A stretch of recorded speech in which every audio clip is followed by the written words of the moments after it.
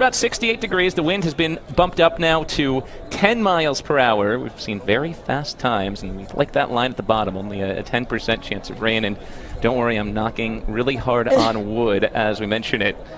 The final in the varsity 4A pits 6 teams: Brown in lane 1, Columbia in lane 2, Princeton in lane 3, Yale in lane 4, Penn in lane 5, and Harvard Radcliffe in lane 6. We'll start with the lineup for lane number 1 and Brown. The Bears coxswain by junior Zoe Canaris. They're stroked by sophomore Sophia Overall.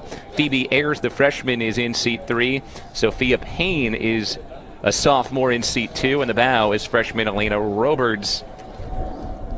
Up next, Columbia. They've rowed very well so far this season at the V4A level, rowing in a boat that they affectionately call Harlem Heat. Their coxswain is junior Ivy Huang. Stroke is junior Carolyn Kaplan. Freshman Sabina Maurer in seat 3. Sophomore Maya Hartelben is in seat 2, and Nani Thomas in seat 1. Then it's the Tigers of Princeton, number 2 regionally ranked. Their V4A is coxswain by Emily Erdos. The stroke is Kanusha Zuru as senior. Freshman Molly Milligan's in seat 3. Junior Sierra Nutter in seat 2, and senior Anna Kalafayan is in the bow for the Tigers of Princeton.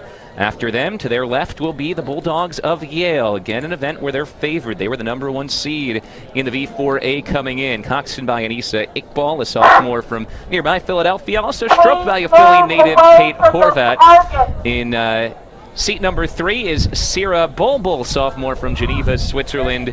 Seat 2, Kate Flanders, junior from Sarasota, Florida. The bow is Alexia Rojas, freshman from Tampa. Then it's Princeton. Tigers come in as one of the top 3 seeds in this event. Excuse me, they're in lane 3. It's Pennsylvania in lane number 5. And Penn had maybe the most impressive last 100 meters of anybody at the V4A level in the preliminary heats, coming from a few seats back to win second place in their heat by 9 thousandths of a second. Less than a 100th of a second. They are coxswain by freshman Emma Cruz. They are stroked by freshman Alex Ulin. Junior Sarah Henry is in seat 3. Freshman Jillian Lundstrom in seat 2.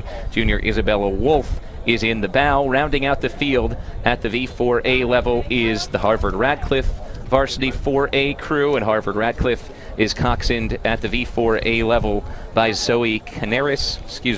Harvard coxswained at the V4A level by Katie Felsheim. The stroke is Abba Parker. Junior Kathleen Malik in seat 3. Sophomore Sophia Young in seat 2.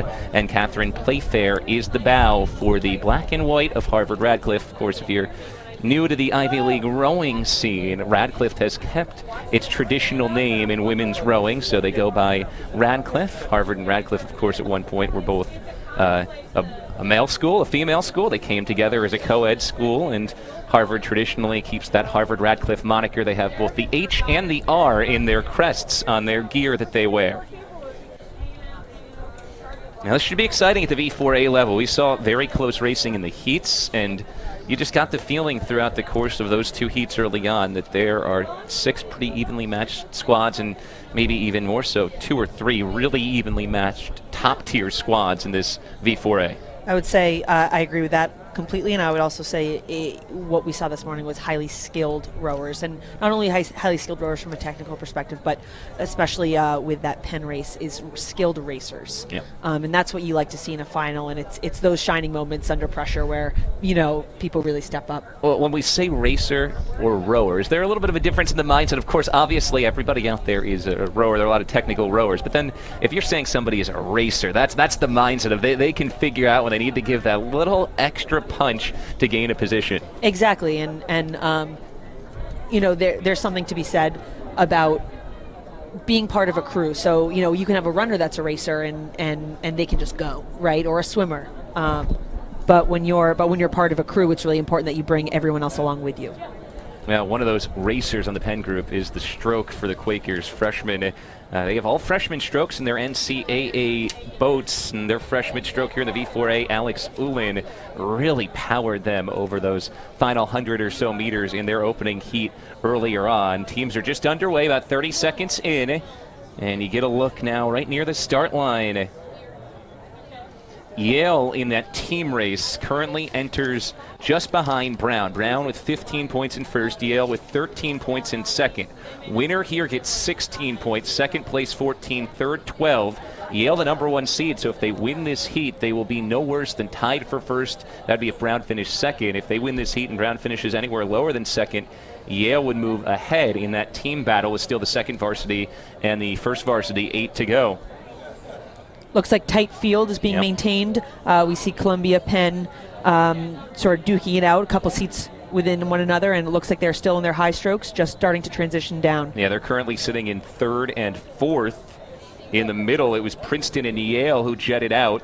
Looked like the Bulldogs were slightly ahead of the Tigers through those opening few strokes, and they're still just slightly ahead, very close early on. Yep, I would say overlap by about 3/4 of a length between Princeton and Radcliffe, just a couple seats back, and then you have Penn probably on the deck of Radcliffe, and then Columbia holding on to Penn. And so now you're seeing that Brown group pop into your picture. So Radcliffe in the middle along with Princeton and Yale all battling for it. There's Brown just on the outside riding in lane 1 here in this event. Columbia in 2. Next to them, Princeton, then Yale, Penn, and Harvard. Radcliffe on the outside in lane number 6. So there's Princeton and Yale neck and neck right now for first, with Yale maybe 2 to 3 seats ahead. Yep, and I would say just as we saw in the preliminaries here, it looks like Brown is up a couple beats, and then you have Princeton and Yale rowing about the same from a stroke rate perspective. Brown, if that high stroke rate, is stroked by sophomore Sophie Overall out of Wellesley, Massachusetts. She was an Ivy champ on their 4B team last year, so she has a gold medal experience here at the Ivy League. Youth national champion as a high school rower as well. Looks like there's been some separation here as we move further into the race. You have Yale out in front, Princeton falling to the deck of Yale, and then a little more separation here between Penn and Columbia, and then that Princeton boat. No seniors in this group for Yale. Juniors Kate Horvat and Kate Flanders, sophomore Coxon and Issa Iqbal, and in seat 3, sophomore Sierra Bulbul, and then a freshman in the bow out of Tampa, Florida, Alexia Rojas, leading the way for a Yale team that really has prided itself this year on its depth. Talked about their undefeated second varsity team, but their V4A team really formidable as the number 1 seed in the event as well.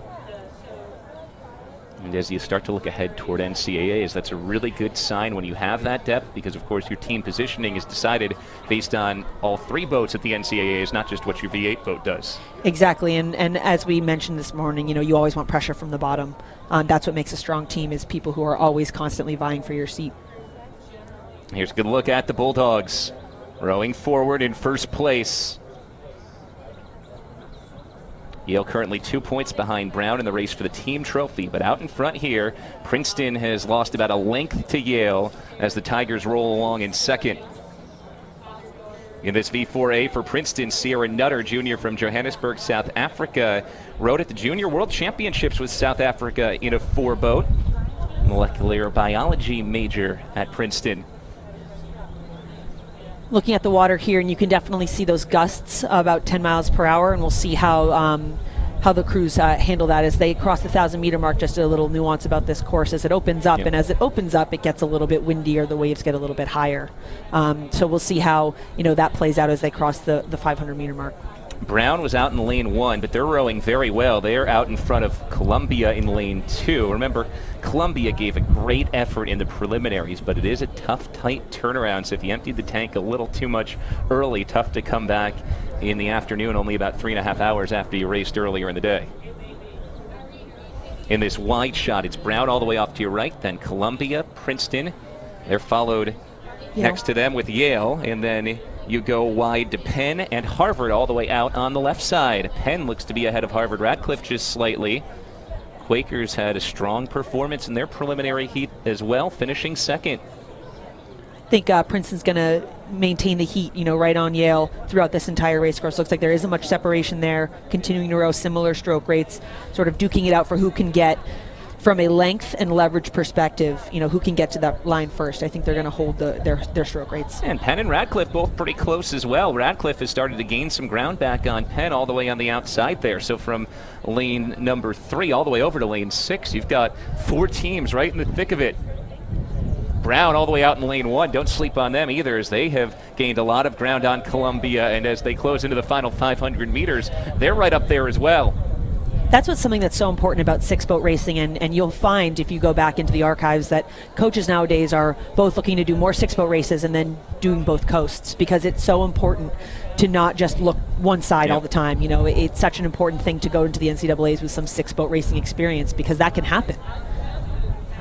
Brown right there in lane 1, looking very strong, as is Yale out in lane 4. Princeton in contention, keeping contact in lane 3. Naked eye looks like it's Yale, Brown, and Princeton in that order, but it is close. Brown has really moved up strong in lane 1. Brown is known for their moves. They're known for being very good in the clutch with a sprint or a start, and I think it's going to be a fight to the end here. I can see them walking up, and it could be a fight for first now between Yale and Brown. We'll see how this angle develops. Those are the top 2 teams right now in the team points race as well. Yale, Brown, Princeton, then it's Penn, Harvard, Radcliffe, and Columbia. Brown just went up on their sprint. I would say Yale's a couple strokes into their sprint, and Princeton going as well. These crews are trying to get their oars in the water as often as possible to move themselves towards that finish line. Looks like from my angle it's going to be Yale, and then it's going to be Brown sneaking out about a seat or 2, maybe an inch, and then Princeton close behind. It's close. Here comes Yale at the V4A level. Yale wins at the Ivy League Championship. A 2-seat lead for Brown for second. Princeton is third. You're pretty good with the naked eye there on that call, with Brown just in front of Princeton. 4th place goes to Penn. Really strong performance again for the Quakers. 5th place to Harvard, Radcliffe, and 6th to Columbia. So Penn already medaled earlier in the day, and now a 4th place finish at the V4A for Pennsylvania, led by a freshman stroke. The future is bright. They have freshman strokes at V4A, 2V8, and the first varsity 8 as well. That really is exceptional to entrust that type of position